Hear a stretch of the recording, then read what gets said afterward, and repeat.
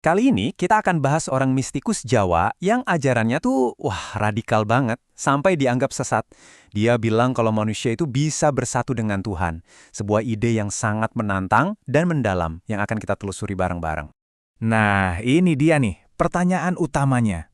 Pertanyaan yang jadi jantung dari seluruh filosofi Syekh Siti Jenar. Pertanyaan inilah yang bakal jadi pemandu kita buat memahami pemikirannya yang, jujur aja, mengguncang pada zamannya. Coba bayangin deh, dengar klaim seberani ini di abad ke-15. Kutipan ini nunjukin betapa radikal gagasannya dan kenapa ajarannya bisa memicu kontroversi yang begitu hebat. Ini bukan main-main. Oke, biar kita benar-benar paham gagasannya yang kompleks ini, kita perlu bedah satu persatu. Nah, inilah peta perjalanan kita untuk menyelami pemikiran sang mistikus yang luar biasa menarik ini. Ajarannya ini emang bukan buat semua orang. Syekh Siti Jenar sendiri ngaku kalau pemikirannya itu nggak gampang dipahami sama orang awam.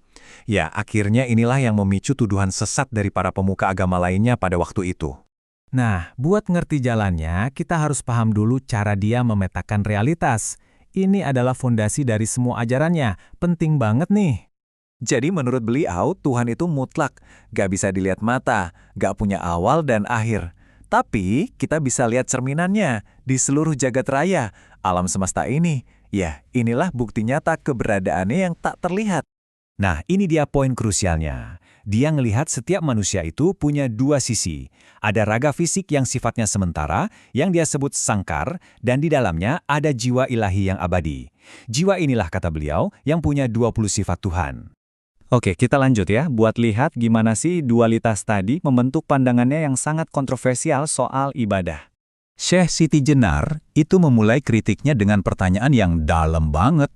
Apa gunanya sebuah ritual kalau nggak mengubah esensi diri kita? Buat apa kan? Analogi kelapanya ini kena banget loh. Dia bilang, banyak orang cuman sibuk sama sabutnya, gerakan dan bacaan di luar, tapi mereka nggak pernah ngerasain manisnya daging dan air kelapa yang merupakan esensi spiritual dari ibadah itu sendiri. Nah, di sini kelihatan banget bedanya. Ibadah yang cuma kulit itu nggak mengubah apapun. Hati tetap kotor, kelakuannya gitu-gitu aja. Sementara ibadah sejati, ibadah isi, itu yang benar-benar mengubah seseorang dari dalam keluar. Jadi, kalau ritual lahiriah itu bukan jalannya, terus apa dong? Nah, ini nih yang membawa kita ke inti dari ajaran praktisnya.